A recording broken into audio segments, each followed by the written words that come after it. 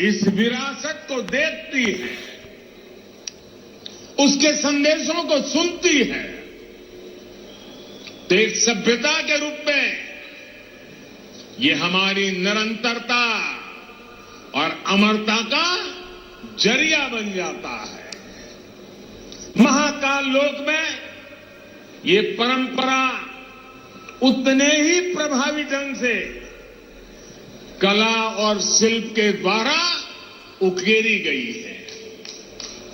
ये पूरा मंदिर प्रांगण शिव पुराण की कथाओं के आधार पर तैयार किया गया है।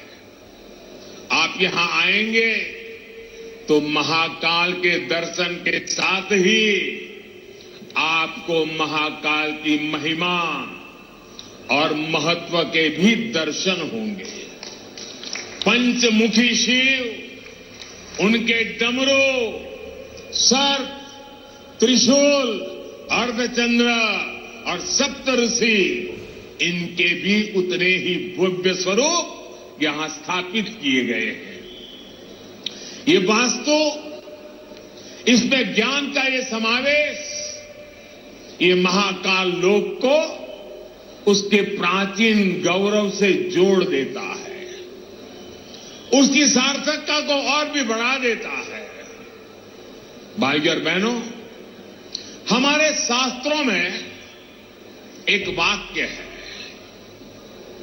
शिवम ज्ञानम, शिवम ज्ञानम। इसका अर्थ है शिव ही ज्ञान है और ज्ञान ही शिव है।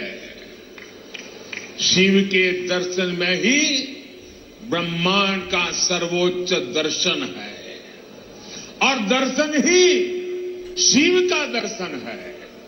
इसलिए मैं मानता हूं हमारे ज्योतिर्लिंगों का ये विकास भारत की आध्यात्मिक ज्योति का विकास है, भारत के ज्ञान और दर्शन का विकास है।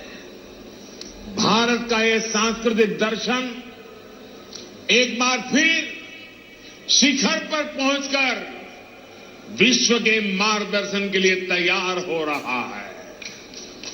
साथियों, भगवान महाकाल एकमात्र ऐसे ज्योतिर्लिंग है जो दक्षिण मुखी है।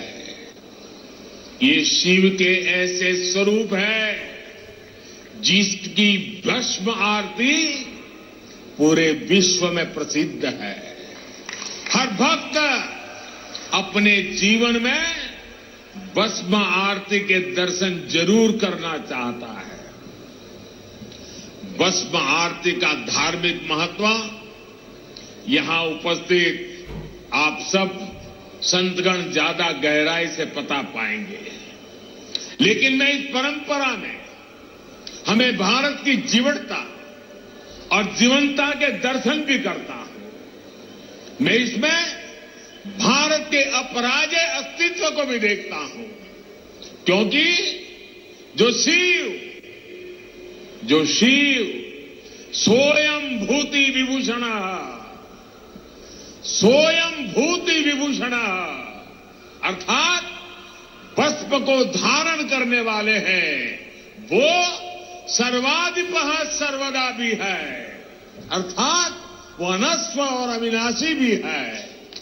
इसलिए जहां महाकाल है वहां कालखंडों की सीमाएं नहीं है।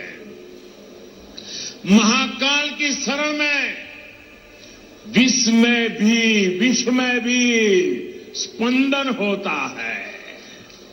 महाकाल के सानिध्य में अवसान से भी पुनर्जीवन होता है, अंत से भी अनंत की यात्रा आरंभ होती है। यही हमारी सभ्यता का वो आध्यात्मिक आत्मविश्वास है जिसके सामर्थ्य से भारत हजारों वर्षों से अमर बना हुआ है, अजरा अमर बना हुआ है। अब तक हमारी आस्था के केंद्र जागृत है, भारत की चेतना जागृत है, भारत की आत्मा जागृत है। अतीत में हमने देखा है, प्रयास हुए, परिस्थितियां पलटी, सत्ताएं बदली, भारत का शोषण भी हुआ, आजादी भी गई। इल्तुतमिश जैसे आक्रमणकारियों ने उज्जैन की ऊर्जा को भी नष्ट करने के प्रयास किए, लेकिन हमारे ऋषियों ने कहा है, चंद्रशेखरम आश्रये, चंद्रशेखरम आश्रये मम किम करिष्यति व्ययम, अर्थात महाकाल शिव की शरण में अरे मृत्यु भी हमारा क्या कर लेगा। और इसलिए भारत अपनी आस्था के इन प्रामाणिक केंद्रों की ऊर्जा से फिर पुनर्जीवित हो उठा, फिर उठ खड़ा हुआ। हमने फिर अपने अमरत्व की वैसी ही विश्वव्यापी घोषणा कर दी। भारत ने फिर महाकाल के आशीष से काल के कपाल पर कालातीत अस्तित्व का शिलालेख लिख दिया। आज एक बार फिर आजादी के इस अमृत काल में अमर अवंतिका भारत के सांस्कृतिक अमरत्व की घोषणा कर रही है। उज्जैन जो हजारों वर्षों से भारतीय काल गणना का केंद्र बिंदु रहा है, वो आज एक बार फिर भारत की भव्यता के एक नए कालखंड का उद्घोष कर रहा है। साथियों, भारत के लिए धर्म का अर्थ है हमारे कर्तव्यों का सामूहिक संकल्प। हमारे संकल्पों का ध्येय है विश्व का कल्याण, मानव मात्र की सेवा। हम शिव की आराधना में भी कहते हैं, नमामि विश्वस्य हिते रतम एकम, नमामि विश्वस्य हिते रतम तम, नमामि रूपाणी बहूनी सत्ते। अर्थात हम उन विश्वपति भगवान शिव को नमन करते हैं जो अनेक रूपों से पूरे विश्व के हितों में लगे हैं। यही भावना हमेशा भारत के तीर्थों, मंदिरों, मठों और आस्था केंद्रों की भी रही है।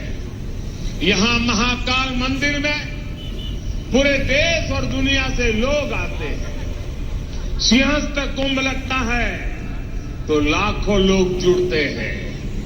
अनगिनत विविधताएं भी एक मंत्र, एक संकल्प लेकर एक साथ जुड़ सकती है। इसका इससे बड़ा क्या उदाहरण क्या हो सकता है।